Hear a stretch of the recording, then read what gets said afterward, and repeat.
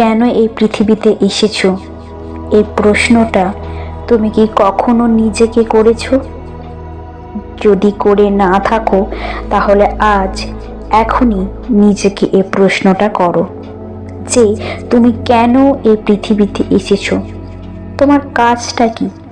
শুধুই কি খাওয়া দাওয়া, ঘুম এবং কাজকর্ম করা, নাকি এরও বাইরে কোনো কাজ আছে যেটা তোমাকে এই জীবনেই কমপ্লিট করতে হবে? তা না হলে তোমার আবারও এই পৃথিবীতে আসতে হবে যতক্ষণ না তুমি সেই কাজটা সম্পূর্ণ করছো। এই প্রশ্নটা নিজেকে করো, নিজে ভাবার চেষ্টা করো তোমার কাজ কি, কি কাজ তোমাকে করতে হবে। তুমি কল্পনা করো যে এই পৃথিবীতে কেন জন্ম আর মৃত্যু আছে। জন্মের পর তো মানুষ নাই বা মারা যেতে পারতো, থাকতে পারতো, কিন্তু এই পৃথিবীতে জন্ম মৃত্যু দুটোই ব্যালেন্স করে হচ্ছে। কোনো মানুষই চিরস্থায়ী নয়। তাই আজই নিজেকে প্রশ্ন করো যে তুমি কেন এই পৃথিবীতে এসেছো। হ্যাঁ, ইউনিভার্স আজকে তোমাকে বলছে তোমার উদ্দেশ্য কি এই পৃথিবীতে আসার। মন দিয়ে শোনো, এটা কোনো কাকতালীয় বার্তা নয় যে তুমি এমনি এমনি শুনতে পাচ্ছ। ইউনিভার্স চায় তুমি এই বার্তাটি শোনো, তাই তুমি শুনতে পাচ্ছ। তুমি ইউনিভার্সকে ধন্যবাদ জানাও, আজকের এই মূল্যবান বার্তাটি তুমি শুনতে পাচ্ছ এবং তোমার জীবনকে তুমি ধন্য করছো। ইউনিভার্সের দেখানো পথে তুমি আজ থেকেই চলবে। তোমার একটা কর্তব্য আছে। হ্যাঁ, আমরা সবাই এই পৃথিবীতে এসেছি নিজস্ব কর্ম ঠিক করার জন্য। যে কর্ম আমরা করে এসেছি, যে খারাপ কর্ম আমরা করে এসেছি, সেই কর্মটাকে ঠিক করার জন্যই আমরা এই পৃথিবীতে এসেছি। যতক্ষণ না আমরা সঠিক কর্মটা করতে পারবো ততক্ষণ এই পৃথিবীতে আমাদের আসতে হবে এবং ব্যথা, যন্ত্রণা, মায়া সব কিছু সহ্য করতে হবে।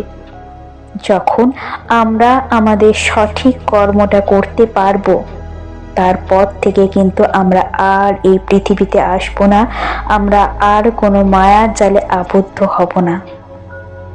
হ্যাঁ, আজকে ইউনিভার্স তোমাকে বলছে যে তোমার পূর্ব জন্মের সঞ্চিত খারাপ কর্ম শোধ করার জন্যই তুমি এই পৃথিবীতে এসেছো। ওই জন্যই গুরুজনরা ছোট থেকে শেখায় বড়দের সম্মান করবে, গুরুজনদের ভালোবাসবে, বাচ্চাদের স্নেহ করবে, মনের মধ্যে দয়া মায়া রাখবে, আস্থা দিয়ে কোনো মানুষ গেলে তাকে সম্মান দিয়ে কথা বলবে। কেউ যদি তোমার থেকে কিছু খেতে চায় তাকে দেবে, কেউ না চাইলেও তুমি দেবে।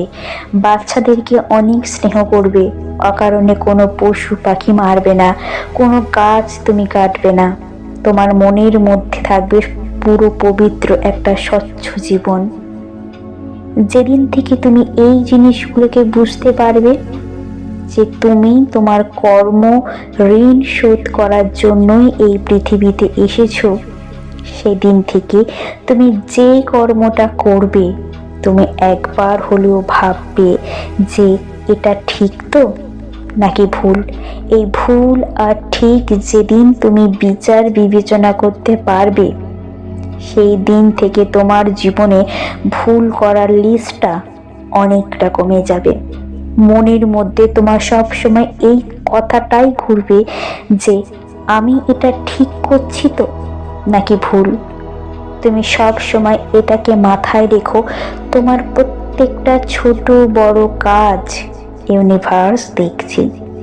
ইউনিভার্স তোমাকে সম্পূর্ণভাবে লক্ষ্য করছে যে তুমি কি করছো। তোমার ভালো কোনো কর্ম তোমার জীবনে সঞ্চিত একটা ভালো গুণ হয়ে ধরা দেবে। আর যদি তুমি একটুও কিছু খারাপ করো তাহলে তোমার জীবনে সঞ্চিত ভালো কর্ম থেকেও অনেকটাই মাইনাস হবে। ইউনিভার্স এই জন্যই তোমাকে বলছে যে তুমি সব সময় সবাইকে ভালোবেসো, সকলের জন্য নিজের জীবনটা উজাড় করে দাও।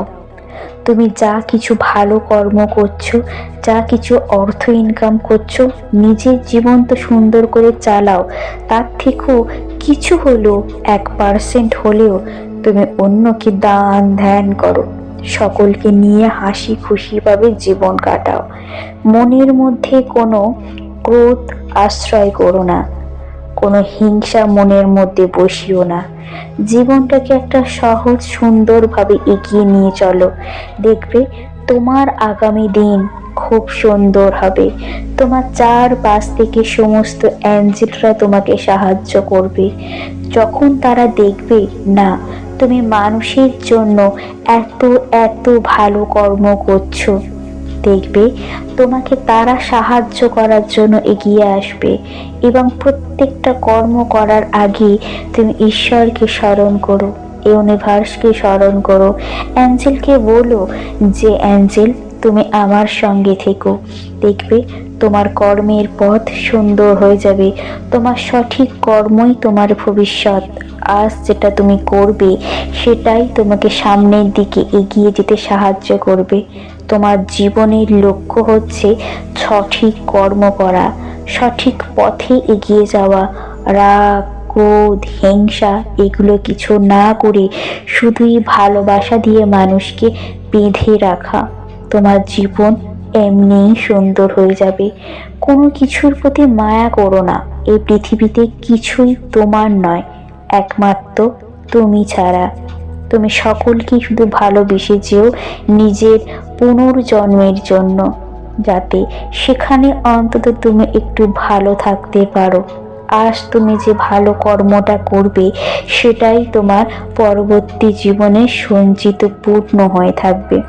হ্যাঁ, আমরা হয়তো রাস্তাতে কোনো মানুষকে দেখলে ভাবি, বাহ, ও তো খুব সুখে আছে, আমি কেন নেই?